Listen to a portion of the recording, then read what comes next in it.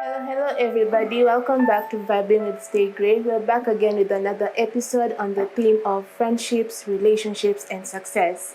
I know this topic is quite large for some people and upsetting because some people don't know how to filter out bad relationships, how to step out of toxicity, and so this influences their success rate, so they end up being demeaned, let's say that. So on today's episode, I've gotten an opportunity to invite a very reputable guest. She's a writer.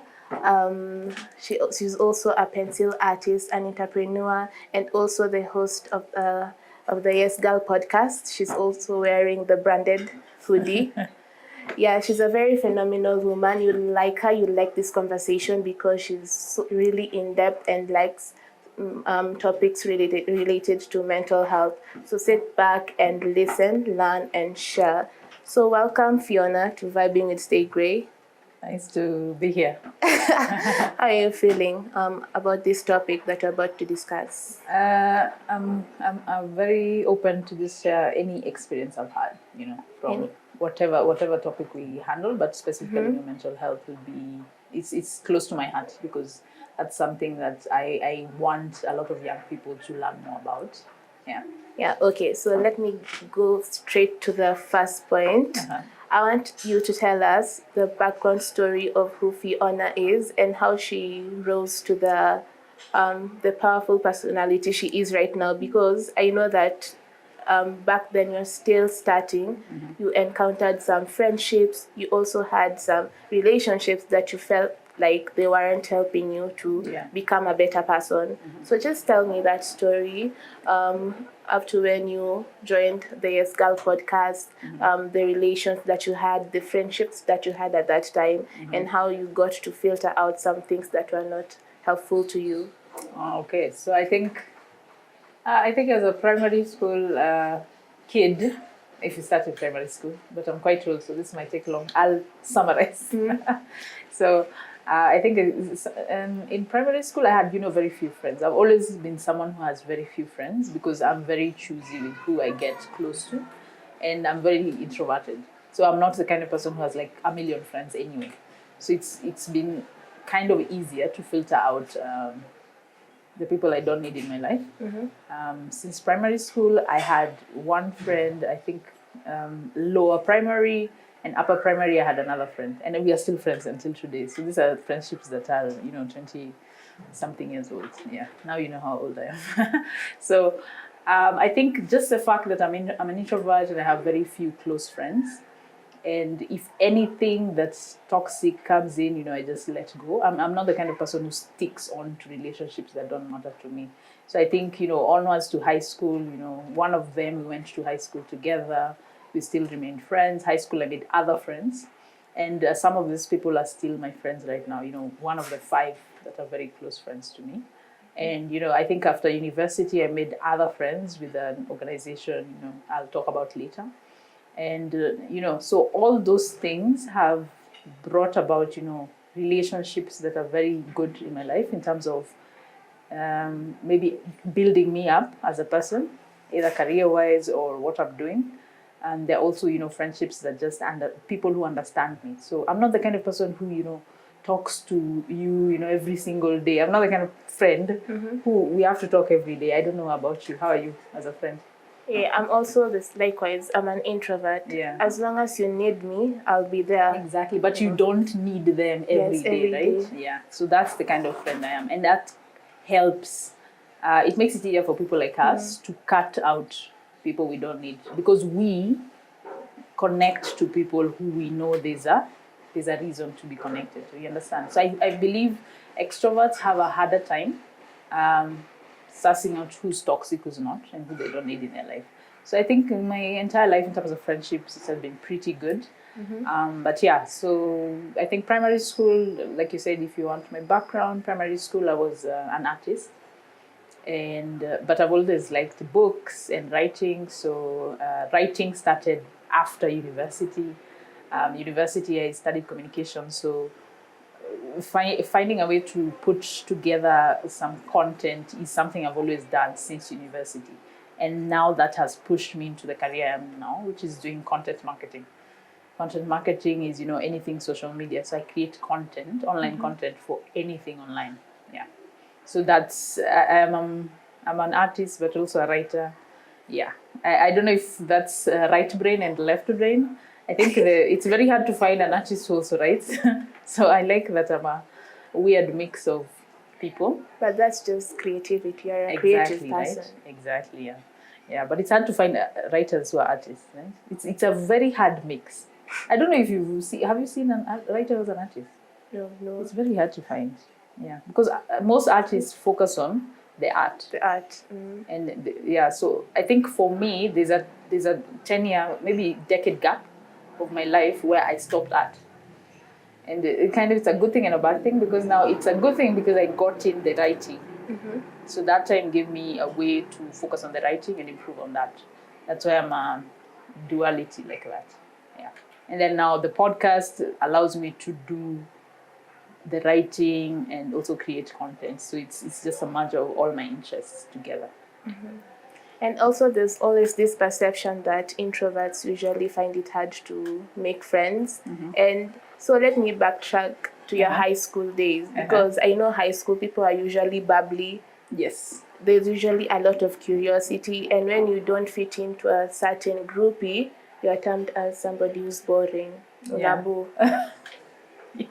I know, yeah. So how did you just ulishiaje the life of high school without having that low self-esteem? So I think, no, high school was actually better for me. Primary was a low self-esteem issue for me. Because, primary school has boys.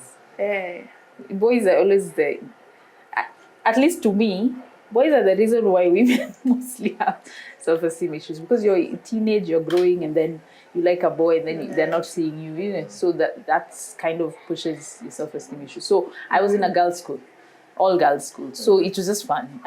There was no issue in my high school, and I've always been someone who can. I think I've always been someone who can fit in all kinds of groups. So whether it's the famous people who are funky, I can fit there. Whether it's the nerds, I'll fit there. Like I fit in any group. So it's never been an issue to be, someone who's just in a corner alone. I always have times here where I used to just want to have my time alone. But the fact that I could be in any group made it so much easier for me in high school. But primary school was hard. Yeah. It was hard. Yeah. As for me, mine was vice versa. Primary, I had an easier time, but when it came to high school, I found it difficult to fit in groupies, because you feel like the other girls want you to behave in a specific manner. It's like you're working with a groupie, they want you to wear like this, they want you to listen to certain types of songs, they want you to talk to certain boys, and if you're not, you are certainly excluded. Oh, okay, I've always been a rebel, so I've never cared about doing what people wanted me to do. So for me, it was easy. Yeah, for you it was easier, but that was, my high school years were the tougher ones, actually. And how did you get past that? I got past, actually I can't say that I got past it, because it's the one which made me so, have mental health issues. Oh, really? Yes, in Form 3, I used to go for therapy every Friday, yes, because actually it was really, really bad. But were you quiet, trying to fit in with them so that you feel like you're not quiet, or why did you have the need to be with that group that was not good for you? Because I felt like I didn't have a sense of self-belonging. That's true. That's something that I lacked. So when I felt like I'm not fitting in with these people, I just it makes you feel bad about yourself. Yeah, that's so I started kwanza nilikuwa najiskata. I wasn't ever present, and also sat at the back of the class. Oh my God. Because I just felt like I needed to just potea, just disappear from all these things, because they were affecting me mentally. They're affecting my grades, they're affecting my grades, my social life, so I just felt pathetic. But then when I finished my high school, it's the time that I came to a sense of self-recognition. What can I do? I'm good at this. What I was going through was just something, how how can I put it? A phase. It was a phase. Yeah, it was a phase. Now it's funny because now me, after university, that's when my depression issues started. Tell me more about that. So it's so funny because I think I always knew myself. So like I said, primary, high school, I could fit anywhere because I didn't have the need to be like those people. So I could just come in and leave when I want to, come in and leave. So I could relate to anyone. But I think after university, there's a sense of belonging that I missed. And somehow, I just started feeling, depressed. Maybe I had this high idea of what I'd be after university. And then after university, I'm just finding myself, oh, I'm just this. And then, so that's when now my depression issue started because I was not sure of myself anymore because I had that different idea of my future when I was in my 20s. And then I get to, late 20s and I'm just like, I'm not married. I had, I'll be married by 28, kids, everything. Yeah. And then I just had this wrong idea of the future and I'd stuck to it. And then getting something that's less than that, you start to question yourself. Yeah, and it's even worse now when you're in your 20s. Yeah. Oh, okay. You said that you were a rebel. You didn't care about what other people's perception. So how did you build that character? Because it usually misses in a lot of people, staying rooted on what you believe in and not caring about what other people say. And if you are rooted, you won't compare yourselves to other people. You'll just focus on where you're going. So how did you build that? I think it's partly natural. I think it comes from my dad. So luckily, genetically, I just had it. My dad is also like an absolute rebel. He does, he never follows, the norm, the traditional way of living. So it's just naturally been in me. But definitely there were times I was feeling less than myself, even in high school. But I always had this me that wanted to be my own person. I always wanted to be, against the mainstream. So that really helped. But it doesn't mean I never had low self-esteem. It's just that now I think self-esteem issues became bigger because, when you fight with yourself, it's even worse. Fighting with others' ideas of you has never been an issue for me. Fighting with my initial idea of myself was what caused my depression. So for me, I think it's my mind that is my biggest enemy. Yeah. Your mind is your biggest enemy. Yes. And in the recent session that I had, we were talking about the subconscious mind and the conscious mind and how you're supposed to feed your subconscious mind with positive thoughts because they're going to reflect on the material world. So that's something that people should really look onto. Definitely. Yeah, even something as simple as writing only the positive things that happened in the day, that will train your mind to only see the positive. Because depression is mostly caused, if not 99%, caused by your mind just focusing on the negative. Like when I was depressed, it would be just, oh, you should have been this by now, should have been this by now. Why are you not doing this? Why are you not doing this? You see. But there were so many positives in my life, but I was not looking at them. So something as simple as just training yourself to look at the positives. There are some people who naturally can do that.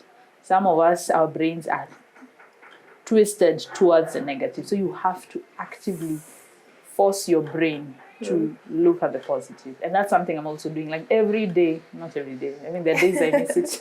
But at the end of the day, you can just write 3 good things that happened, or you're grateful every day for 3 things. It's training the brain to look at the positive. And, even depression, not depression, meditation. I think self-awareness is the one of the best things you can have to shield yourself from your own mind, right? Because if you understand your mind, it cannot come and mess you up. Understand? Yeah. Because if you just, the way you're saying subconscious is working on some crazy things in your head. If you're not aware, you will not know what the subconscious is trying to do to you. So meditation makes you more aware and you understand, oh, I'm doing this and I'm feeling like this because of this. And then it doesn't always mean that being self-aware, you'll never feel bad. But you'll know why you're feeling bad and you can correct it. And have you ever tried the mirror work? Which one is the mirror? You looking yourself in the mirror and uttering 3 statements. First, you just look into the mirror and say the things that make you proud of you.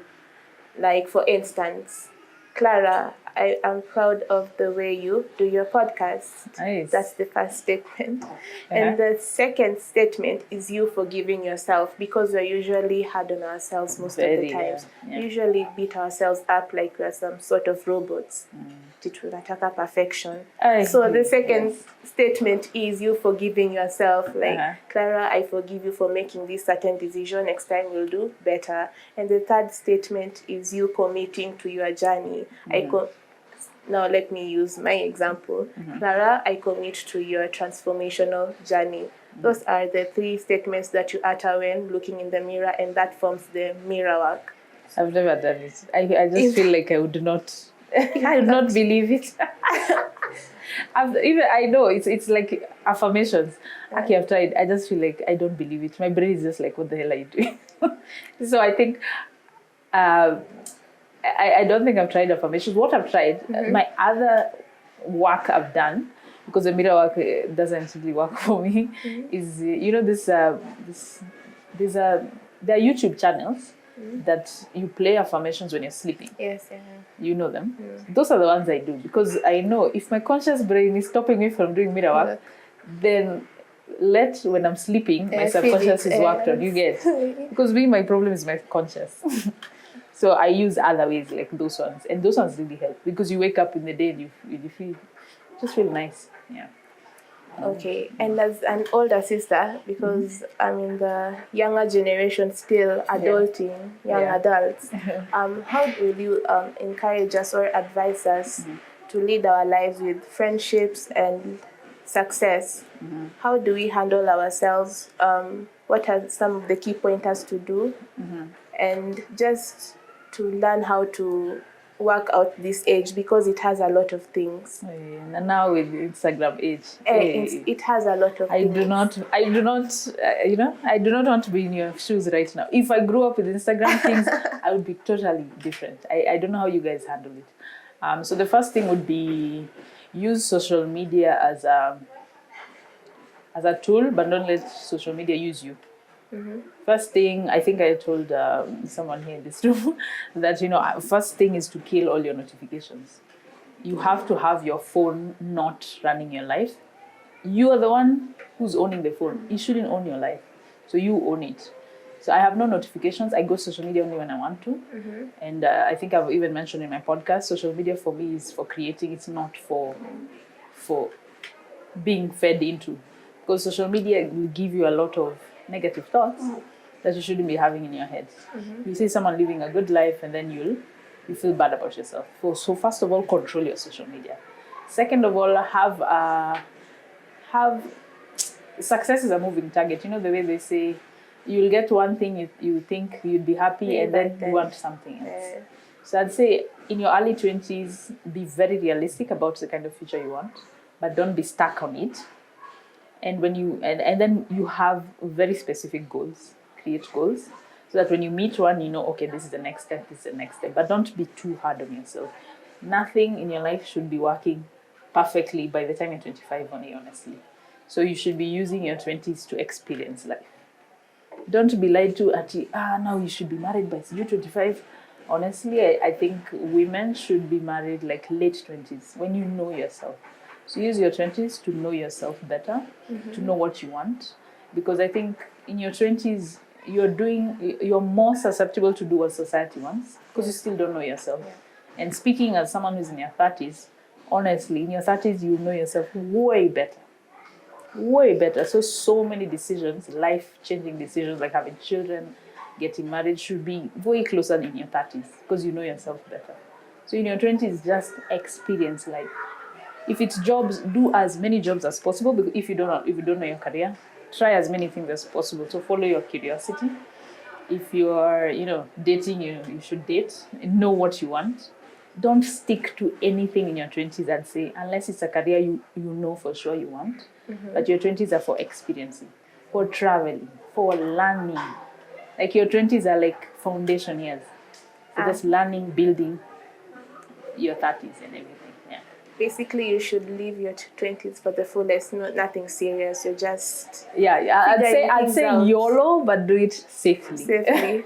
Don't YOLO. I think young people right now are drinking way too much. Way too much. I did it. I wouldn't, if I went back to my 20s, I wouldn't do it again. Just, you can live your life to the fullest, just do it in a safe way. I think young people are also living very unhealthy lives, eating unhealthy, not going to the gym, especially in Kenya. I don't know. I just have a feeling that it's more about living life and not caring about the future health of your life, Yeah. So I'd say live your life in terms of learning and skills. When it comes to health, don't do anything. Yeah. And how about the dating forum? For instance, I'm a 20-year-old. Do you suggest that I just get into those relations because many people are getting into them for casual? Oh my God, yes. You are the reasons. generation that is doing casual like it's a handshake. Yeah, I've heard about that. So how do we go about this dating life so that it do not end up with somebody who's toxic, because that will change us for life? Trauma, getting into traumatic relationships, maybe Exactly. the partner isn't treating you well and you're doing some stuff that you're not supposed to be doing at that certain time. Yeah. So how will you advise the youngins just to take the dating thing at this early age right now? Yeah, I think in their 20s, hey, I can't say, don't have sex, don't date. It's impossible. So I just say, just be careful who you choose. If you ask me, I think I met way better, husband material in my 20s. So it's a very interesting time because you don't have pressures of, in your 30s, you have pressure. Wait. Does he have money? Can he be a good husband? In your 20s, you're choosing someone because you like them. In your 30s, there are very many other things that are blocking your head. So I like the 20s because you have nothing else society is not telling you who to choose. Actually, choose someone who has money, nothing. In your 20s, it's very pure. So I like that. I think you should just follow someone who makes you feel good. If at one point they make you feel like you're not good enough, leave. You're not married. That's another good thing about your 20s. You're not married, leave. If a relationship is not working, leave. Look for another one. It's also like, experiences. Try as many relationships as possible because in your 20s, you also don't know what you want and what you like. So I'd say you try as many safely. Not trying and then you're having kids, at your 20s, it's too early. If you ask, too early. Anything before 28, I think is too early. You don't know yourself. You haven't built your career. So it should just be dating, safe dating, with no permanent, decisions to be made. But you're learning what you want in relationships. So by the time you're in your 30s, you know yourself. You know the kind of partner you'd want. Because honestly, even in your 30s, the pool reduces. So it's good to have that person who, by your 30s, you know, okay, we can start our life together. Yeah. And what if you find a great partner while you're still in your early 20s? I think I'd say you take your time. Take your time. I know I met someone also for me in my 23, and I knew, okay, we can be married. But I was just like, I have to live my life fast. So even if you know you're going to live together, I'd suggest you first build your, start working a bit and stuff. Just learn a bit more about yourself before you commit. Of course, some people it can work. But for me, I'd say if you love each other enough, take time. Don't rush into marriage. Don't rush into having a kid. There's still a lot you have to build in your 20s. Skills, career. So if you love each other, you wait a bit. So basically in your 20s, it's all about you. You have to learn more about yourself. Because in your 30s or late 20s is when you're making life-changing decisions, marriage, kids. Right. So use your 20s to learn yourself as much as possible before you make those life-changing decisions. Yeah. And I also adore how your podcast embraces the transformational view of life. You talk about finances, you talk about personal development matters, and you also have a good relationship with your co-host, Claire. How did you meet with her so that you decided to hold a great podcast together? So that is through a friend, actually. So, like you say, friendships. Yeah, so I've, like I said, I have the friends I've kept since my 20s and, my teens are people who I just see, okay, they add value to my life. And so she was a friend of two other mutual friends. So I met her in an event that we had. Not an event, I think we went for dinner. That's the first time I met Claire. So she had moved into Kenya, and she knew my other friend from Iceland. Yeah, so in university I was in ISEC, and it was an international. We knew people from different countries, and some of them stayed in Kenya. She was not in Claire was not in ISEC, but she knows lots of ISEC people, right? So we just met, and then we formed a book club, our mutual friends and her included. We have a book club still. So we met at the book club. We started talking about podcasts we like, because we don't just talk about books. We talk about media we like, podcasts we like. And then we started saying, hey, maybe we should do a podcast. So then it was those things you just say because on the side. And that was 2019, I think. 2020, we tried to start it. We were too busy with work. So when 2020 started, we were like, okay, this is the year we have to start. So we started it. We had already had an idea of what the concept would be. We wanted it to be a bit geeky because we are geeks. We wanted it to be very structured, very scripted. I think for the guys who don't know, so Yes Girls podcast, we say yes to things we've never done before, and then we document our journeys doing that. Like she said, transformation. So we started that out, and then now we just want to be the kind of podcast that doesn't fit into any specific genre. We want to just try new things, put ourselves in other people's shoes, and find out how it is to learn that skill or be that person. Yeah, it's really interesting. Yeah, and to the audience, make sure you follow the Yes Girls podcast. It's really informative. Trust me, you'll learn a lot, and you'd really like Claire's and Fiona's vibe, because every single time I view their Insta or listen to their podcast, I'm always just hyped up and taking notes, because they usually talk about really concrete topics. So you should check that out. And do you have any last remarks on something that you feel like you really want to address the audience about this topic? Friendships, good relationships, and how it's connected to success. Okay, so I think my final word would be just it's all. I know it sounds bad, but just be selfish. You are the character in your own movie, and you are the character of your life. So everything you allow in your life should be good for you. Yeah. If it's toxic for you, let it go. If you're not married to it or committed to it, let it go. If it's a friendship, if it's a career, if it's a job. In your 20s, what are you doing committing to something if you're not even sure, So it's always about your soul. If something feels good to your soul, do it. Yes. If it doesn't, let it go. Yeah. So I'd say just try new things, like the Yes Girls. Try new things so that you find out more about yourself and you find out what your life will be about. And I'd say, write your goals down, follow your goals, meditate, be self-aware, because you can't know what you want and what you shouldn't want if you're not self-aware. So I'd say meditate, do the mirror thing, just know yourself best so that you can be selfish about the kind of things you want in your life. That's what I'd say. And I think you should take success to be about something that's... Success should be a definition in your head, not the definition you see outside. Success is not having 50,000 followers. Success is not being an influencer. Success is not making $1 million. Okay, that would be good, but create the kind of success that works in your head. Being an influencer works for someone else. If it doesn't work for you, that's not success for you. Success should be very personal. So don't get someone else's success and put it for you and give yourself pressure, right? Yeah. It's all about you. Be selfish. It's all about you. So we're wrapping up on this episode, and I'm honestly glad that we've talked about it, because many of my peers suffer from depression due to friendships and how they link them up to success. Some of their friends are not true to them, so they end up dragging them down. So you just be cautious when you're choosing friends. Just form deep connections. It's not always about having the biggest clique around.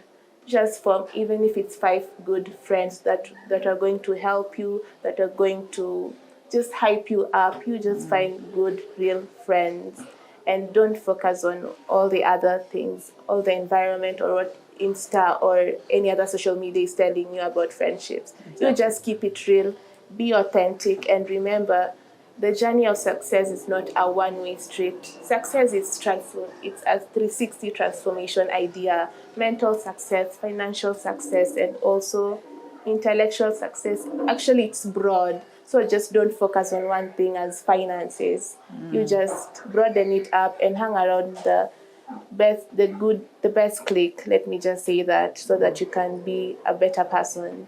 Yeah, so influence your friends well, and if they're going wrong at any certain point, just point it out, because you're a sister's keeper, you're the brother's keeper. So you just be a good friend. And that's a wrap for this episode. And just remember to subscribe and listen on more topics on Stay Grey, because I'm coming with great topics. Bye.